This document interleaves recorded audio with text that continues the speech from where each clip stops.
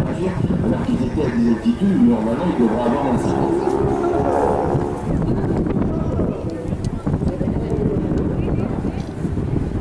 Pourquoi c'est mortel? Parce que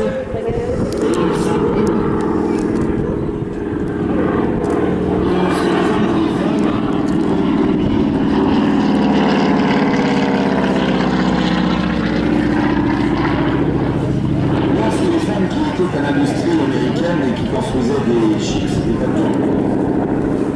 Environ un bateau par semaine sortait et il fut sur la fin de la guerre un bateau par jour qui sortait.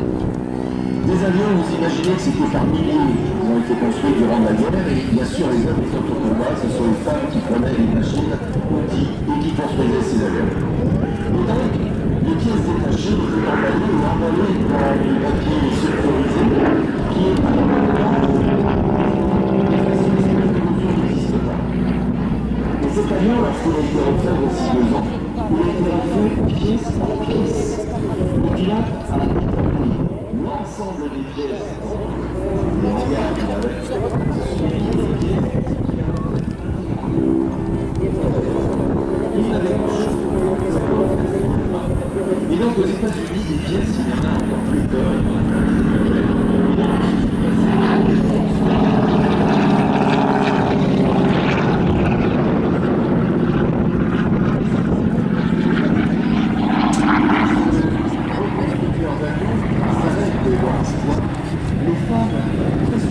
Mettait un petit mot dans les pièces.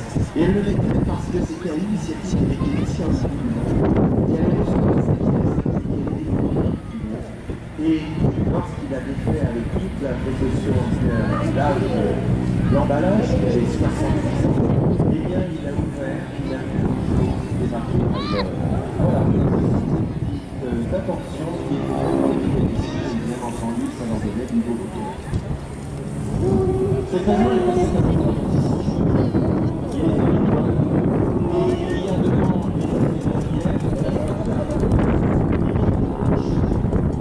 fermières, et on va donner des caractéristiques identiques que ça pourrait être dans les avions de guerre, c'est-à-dire un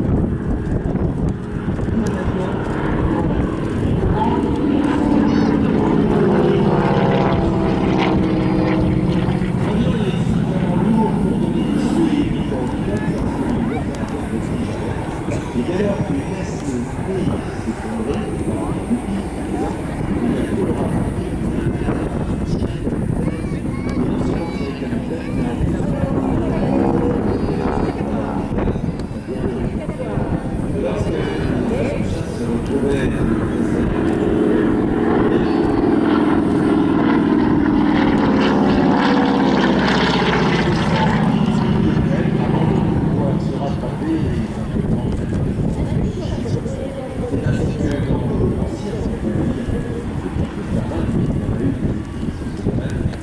eh bien, les pilotes première vitesse qui étaient choisis dans celle de la vitesse de source, c'est la peinture cétalienne,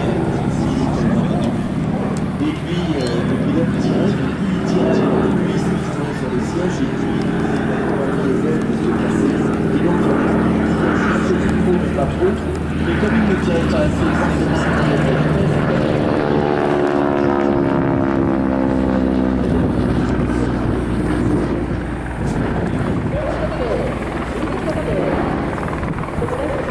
il n'y a pas de plancher. Alors ça, c'est aussi un piège, parce que l'élève qui est formé dans cet avion, eh bien, il a sa carte sur le genou, il a le crayon, et dès lors que la carte de crayon vient de échapper,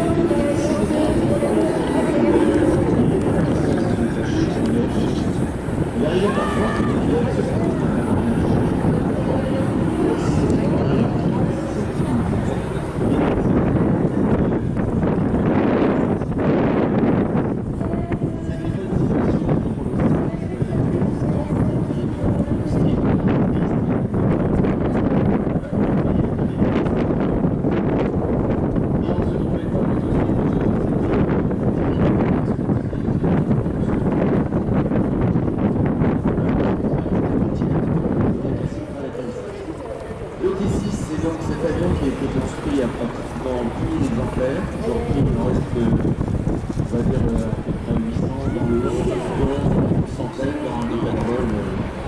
comme celui-ci.